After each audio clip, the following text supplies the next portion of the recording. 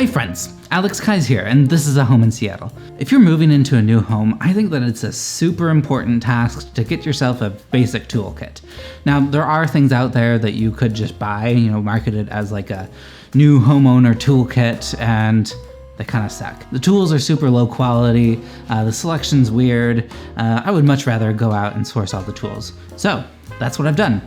I already have a lot of tools in here. I mean, it is the garage and I'm a fan of woodworking. I have a chop saw, a bandsaw, a table saw. But I'm buying a house that I'm going to put up for rent on Airbnb, and I want to leave a toolkit up at the house in case things break and they need to be fixed. No, for when things break and they need to be fixed. Now I could hire somebody to go out and get like a handyman, an electrician to come out, pay them $300, swap out some GFCI outlets. Or I could spend $300 here and buy a super cool toolkit. I wrote down exactly how much I spent on everything, and it's more like $350, but not a super huge investment, especially if you're buying a house. Even for a renter though, I think it's a great skill to have to be able to fix minor things around the house. So now I probably have a little bit more than what like the basic toolkit would supply, but let's go and look at everything in here. Chisels. I love just a basic set of chisels. These are 3 chisels of various sizes, not very expensive, not super high quality, but moving into a new house, I always like to change out the door hardware, especially on the front door. I put like a keypad lock. Sometimes you have to like chisel away something that doesn't fit or something that's in the way. Especially if the house is a little bit older and you're putting on new hardware, you have to finagle it a little bit. Next thing here, this is an adjustable wrench. It goes from small to big. I think it goes a bit over an inch here. This is great for like swapping out sink fixtures, taking off toilets to replace the wax seal. Just a whole variety of little things. If you're looking for something a little bit bigger, I don't even know what this is called. Plumber's wrench? I don't know. It's another adjustable one though. It has teeth that bite into things. So I like to use these for like taking apart sewer lines, under the sink. If it's really stuck together, you get the big wrench out and you get it unstuck. Here's a level. This one has a little magnet on it. That's nice. These are good for hanging TVs, putting up artwork, making sure things are straight and level. Always nice to have. Probably the most used thing in here is going to be a tape measure. So I definitely like to get a decent tape measure. This is a Stanley. I think it was $10. It's not very much, but it's metal. It has nice action here. I have tape measures all over the place because I always lose them. I always buy the Stanley though because I like how they feel and I'm gonna have to use them a lot. Let's see, we've got a stud finder here. For hanging a TV. Okay, I got a little bit too much in here because I wanted to fill every pocket. This is the only empty one though. I don't know what to put there. Okay, I've got some safety glasses here. These are great for protecting your eyes. Always important. I like to use them whenever I'm doing anything with drywall because that drywall dust is just very painful when it gets in your eyes. I've got lots of pencils. I always lose pencils, so I make sure that I have a whole bunch of them, and then I just sharpen them with a knife. Nice to have for marking things out. I talked about swapping out GFCI outlets. Super easy task, but you do want to make sure that you do it right so that you don't get electrocuted and die. This is how you survive. This is just a little electrical tester. You poke the outlet. If it beeps, then there's still electricity in there and you don't want to touch it.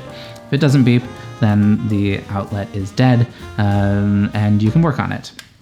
This is a wire stripper, good for stripping wires. Sometimes you have to cut the outlets out, and then there's no bare wire, so you have to strip it down in order to put it in a new outlet. This is just a little utility knife. This one is Olfa brand. I think it's German. Super nice. I like this one just because it feels nice in my hands. It's not super big and bulky like some of them.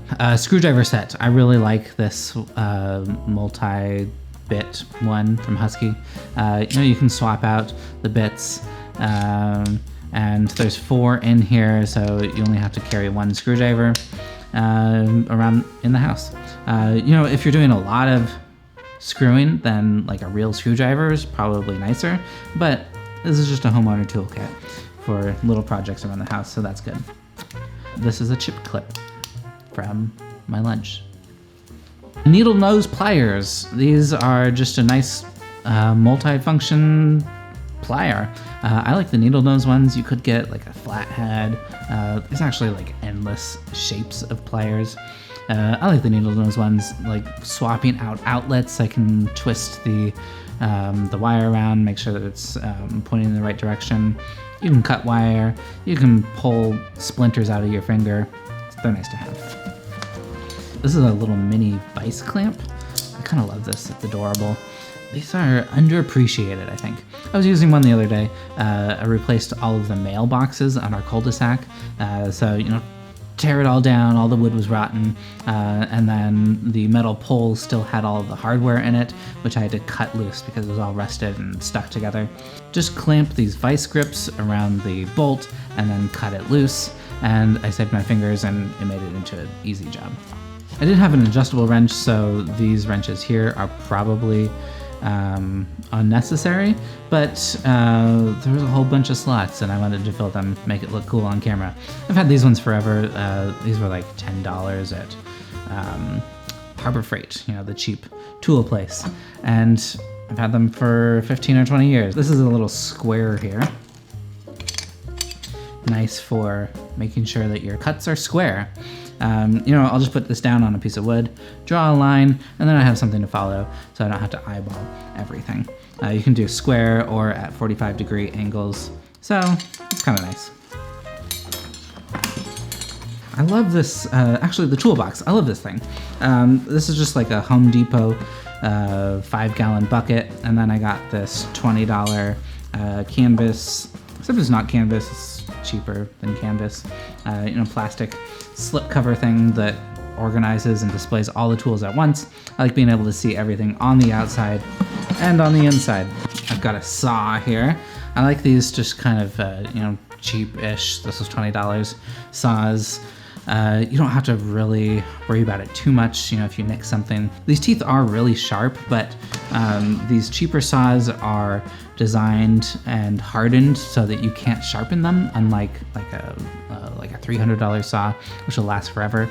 This $20 one will eventually dole out and you'll just have to throw it away, which kind of sucks, but makes it a little less precious, and you can just demolition things with wild abandon. Here's a pry bar, crowbar, really nice for taking apart things around the house, pulling up 2x4s, taking down walls. It's super handy. This is a hammer. You hit things with it. This is from my first toolkit that I ever got when I was probably like 12. Super beat up, but the hammer still hits things. Oh yeah, okay, so this is just a set of Allen keys, you know, those ones where you can just pull things out. I hate these things though, they're super finicky. If they get dirty, they're really kind of hard to operate, and you have to find the right one.